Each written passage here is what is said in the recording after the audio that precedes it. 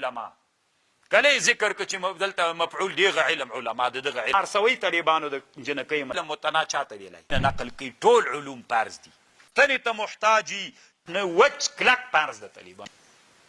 یوه خبر دلته علامه طنطاوي رحمه الله دا کوي وی ای د اسلامي امت خلکو خصوصا علماو ایها الرؤساء والعلماء والرجال الصوفیه اتقوا ربكم وحرضوا الأمة على التعليم واعلموا أن عز الإنسان بعز أمته وذله بذلها فكم من عقول دفنت وكم من مواهب ذهبت ضحية الجهالة یعنی طالبانو ورونو په دې باندې بحث کړی چې ای د اسلامي امت مسلمانانو ای عمراو ای د اسلامي لښکر مشرانو اقول لكم قولا حقا ما دام المسلمون يحتاجون الى العبره چې مسلمانان ستنې ته محتاج وي کیلي ته محتاج وي وسلې ته محتاج وي فأي شيء من الخارج وهم مقصرون في صنعه نن موږ ستنې ته ټول شیان چې افغانستان کې د بازار کې دي موږ څوک ورته له کوم ځای راځي نو دا د موږ دپاره ذلت د طالبانو که د موږ د امتونو دپاره عزت تر څه وخت به موږ په دغه بېعزتي کې یو تر څو چې علم موږ څه وخت له دې بېعزتۍ نه وتلی سو چې علم حاصل کو نو دی وایي د اسلامي امت مشرانو ته غږ کوي چې انسانان په چا باندې بل دا نه طالبانو دی یوه بله خبر کوي عموم التعلیم دا علم څوک کوي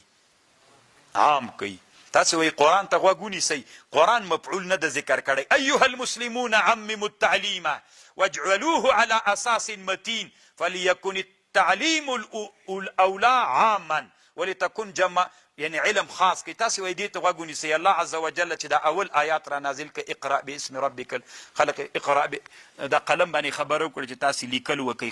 چې ورته وښودل چې لیکل وکئ علم وکي هل يستوي الذين يعلمون والذين لا يعلمون کم ګوره داسې الله ویلي علما او غیر علما برابر دي کوم علما کله یې ذکر که چې دلته مفعول دیغه علم علما د دغه علم مطلق الله عز وجل ویلي نو دی وایي بل راز دا د علم څوک کوي عام کوي ټولو علومو ته انسانان تربیت کوي موږ طالبانو د اسلامي امت انسانان په دې ملامت یو علم متنا چاته ویلی دین ته دین خو بېلغه څوک ده محمد تاسو ته مقدمه کیلي مرغه چې وزر کوي څو مرغه چې پرواز کوي څو وزره غواړي دوه یو وزر د مرغه علم ده بل وزر څوک ده دین د طالبانو مونږ تنا دین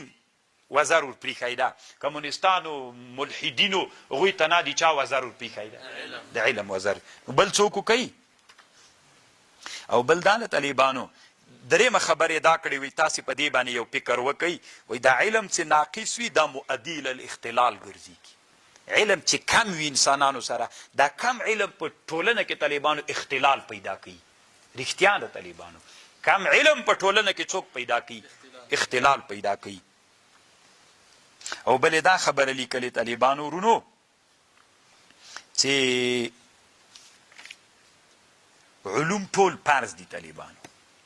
دلته یو عنوان کدي د امام غزالي نه نقل کوي ټول علوم فرض دي چا ویلې چې تنا یو علم فرض ده ټول علوم چې اسلامي امت ورته څوک لري فرض ده او څوک وایي داسې انسانان هم په دې ټولنه کې شته د چین نه یې کوم هغه ښودلی وي د موږ علما وایي چې دا علوم عصري چې دي دا مکتب کې چې ویل کېږي وي دا ټول څوک دي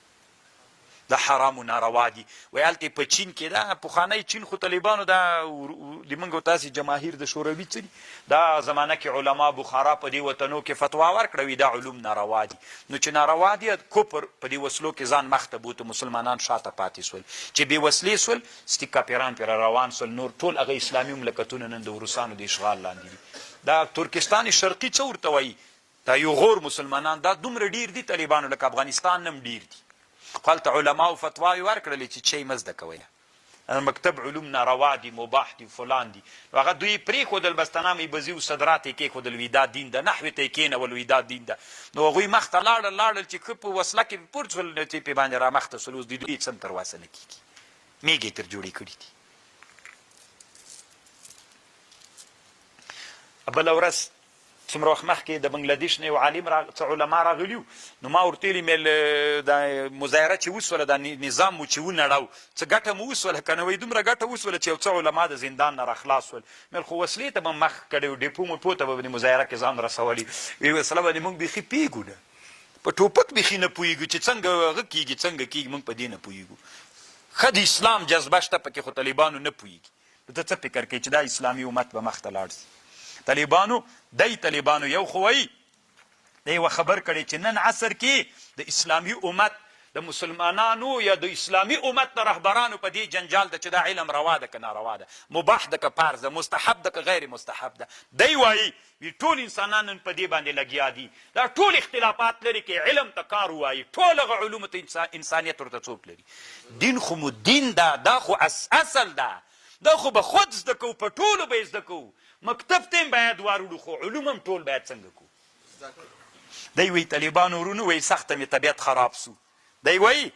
سخت مې طبیعت خراب سو. وقد جاء في الجرائد منذ ایام یوليه سنان 1920 کال. له نن نه څو کاله مخکې طالبانو چې 1999 کال 20 یو سلو نه اوس څوم ده 25 ده. نو چې 25 بیا سل نه پوره کېږي که نه. 98 کاله مخکې طالبانو وایي په خبر کې راغلل چې ان ملک الافغان اقفل مدارس البنات. 100 کاله مخکې افغانستان کې چې انګلیسي استعمار سوی، طالبانو د جنکیو مدرسې او مکتبونه بند سوي دي. هلته هم داسې جنجال پېښ سوی لکه دا اوس چې هلته دا پیښه راغلې ده. وی د بادشاه نه غوښتنه دنیاوالو وکړه چې ولې د مکتبونه بند دي. ویلې لأن علماء الدین حرموا تعلیمهن حتی هغه وخت کې د افغانستان علماو باچا ته فتوا ورکړې، امان الله خان ته وی بندې کړه. بیا طالبانو دا جنجال ډېر وخت دوام کړی. بیا دنیا کې دوه لویې مدرسې ولې هغه زمانه کې یو ازهر و یو جامع دارالعلوم دیوبند. حتى استفتى علماء الازهر وعلماء الهند فافتوا بتعليمهن ففتحوا المدارس كرة اخرى. كل ذلك لقصور التعليم الديني في بلاد الاسلام وعكوفهم على علم خاص. د دې وجې نه طالبانو ښکاري درته که نه 100 کاله مخکې دا خبر کوي اسلامي امت ته چې جنجال پې تیر سو طالبانو بیرته هم بیا خلاص شول. دوه دیني مدارسو نه افغانانو استفتاح وکړي، بیرته بیا خلاصي سوي دي. نو دی طالبانو ډېر ځورېږي، دې حالاتو ته ډېر ځورېږي او افغانانو ته په دې ډېر غصه ده چې افغانان ولې معادن ولې نه راباسئ. تاسې باید اول قوت پیدا کوي، اقتصاد مو قوي سي. ډېر ښه هغه الله در هغه وخت کې نوی افغانستان د انګلیس له استعمار نه خلاص سوی ده. نو الله عز وجل دې موږ په حال رحم وکړي. طالبان